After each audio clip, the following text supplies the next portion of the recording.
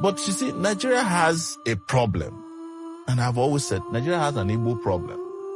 And I'm not saying it to please people who are known as Igbos. But the moment they decided to take the action they took in 1967 to 1970, the war, Nigeria, having won that war in their eyes, never forgave the Igbos. That is the reality.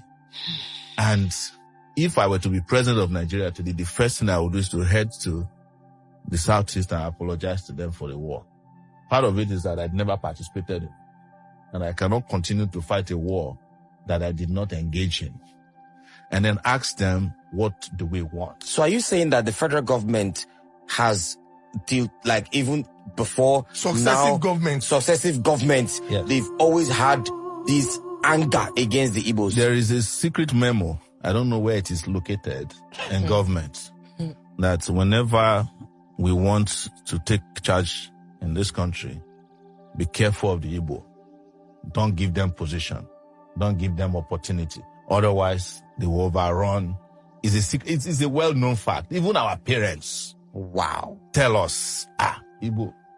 You understand? Some of them even say unconsciously. They even say it on radio shows in this country. So don't let us lie to ourselves, because except we bring this out openly and discuss, it's a taboo that we have refused to discuss. True. We are not going to solve the problem. It is the reason why the federal government of Nigeria feels that in 2024, detaining Nnamdi Kanu against all the court orders, against all the court rulings, is the only way to go.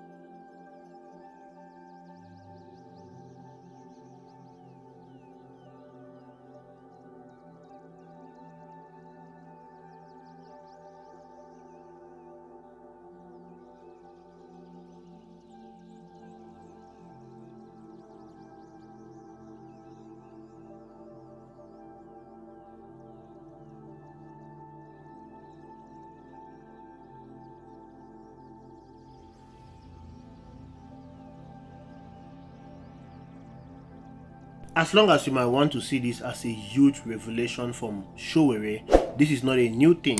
It's a known history in Nigeria that Nigeria has an Igbophobia problem. What Sowore is just doing is highlighting a reality that the Igbos have faced for decades, and this is all about political exclusion, the regional isolation, and a deeply ingrained prejudice, often referred as Igbophobia.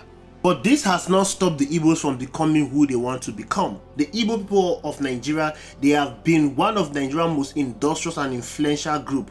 They are known for their enterprising spirit and notably contributions to Nigeria's economy and culture.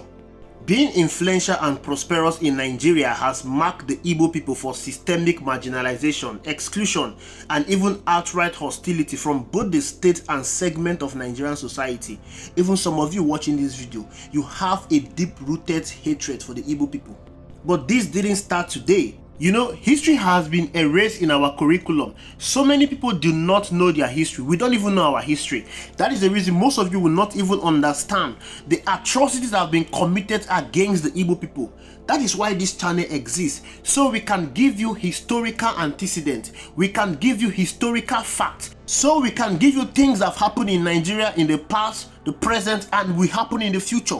So let us go back in history to tell you how the hatred against the Igbo people all started. You are all aware that Nigeria fought a civil war in the 1967 to 1970. That war is being known as the Biafran War. It remains an indelible stain on the Nigerian history.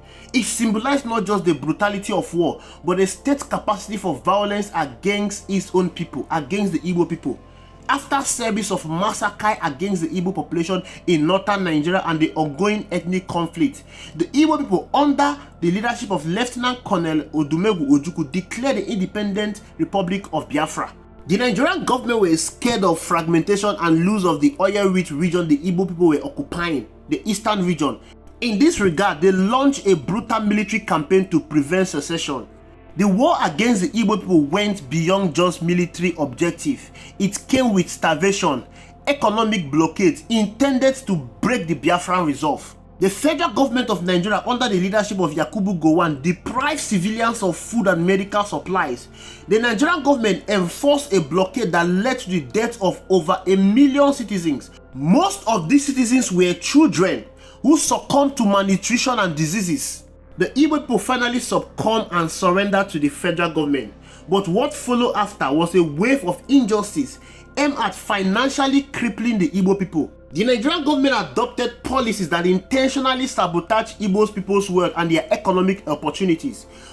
What they did was to exchange the Biafran currency at a flat rate of 20 Nigerian pounds, regardless of the amount of money an individual held before the war. For instance, if you have 1 million Biafran pounds, the Nigerian government will exchange it for 20 Nigerian pounds. Many Igbo people who have stupendous wealth saw their wealth wiped out overnight. They became poor. The Nigerian government did not stop there. The government seized Igbo-owned properties and assets in other parts of Nigeria, labeling them as abandoned properties to be repurposed or sold off, primarily in Port Harcourt and other regions where Igbos had built successful business and home. This stripped the Igbo peoples of their assets and wealth they had accumulated through decades of hard work. These square policies of the federal government came after they said that they want to assimilate the Igbos back into Nigeria, and they said that they want to carry out reconciliation, reconstruction, and rebuilding. According to the federal government, the only way to reconstruct, to rebuild, and to reconciliate is to take properties belonging to the Igbos and exchange all their wealth for 20 Nigerian pounds. That did not end there. The Nigerian government has continued to exclude the Igbos politically. Igbos have been systematically underrepresented in Nigerian political leadership.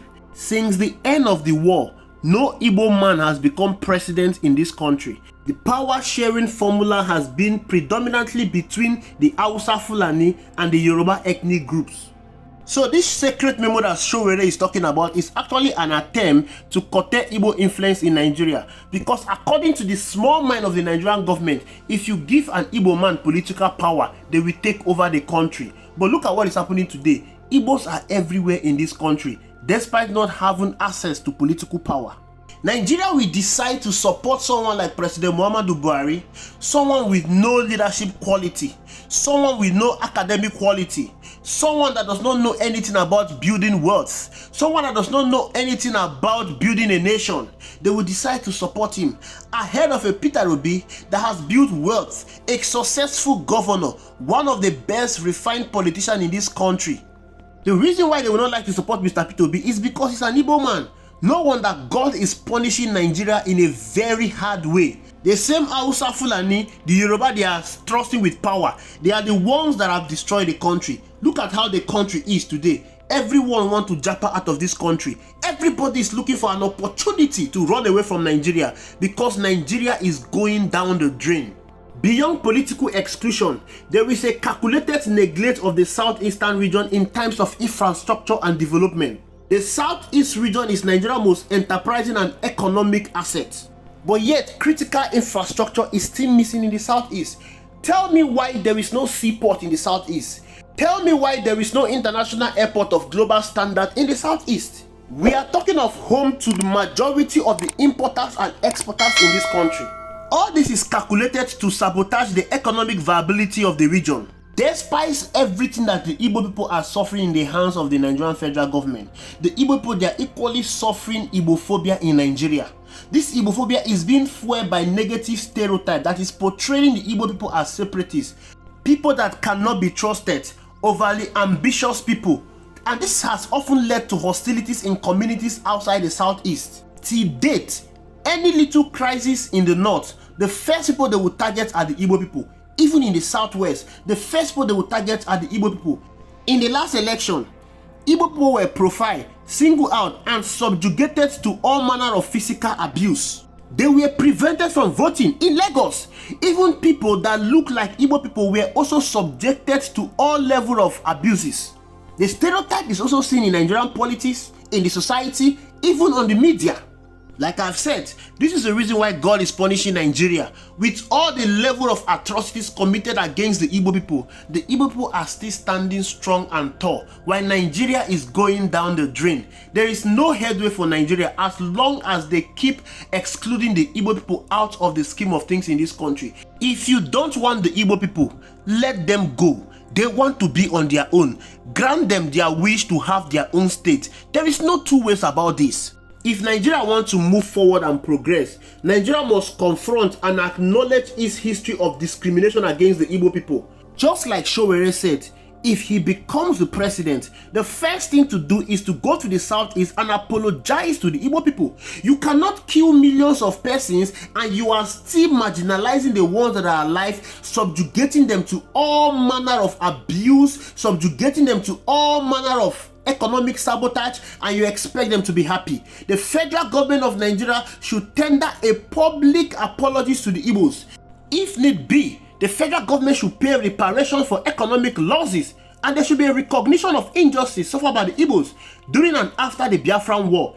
These measures will signal a commitment to national unity and desire to heal old wounds. It shouldn't just stop at recognizing that, oh, we committed great injustice against the Igbo. The federal government must take proactive steps to integrate the Igbo people into the political, economic, and the social fabric of the nation.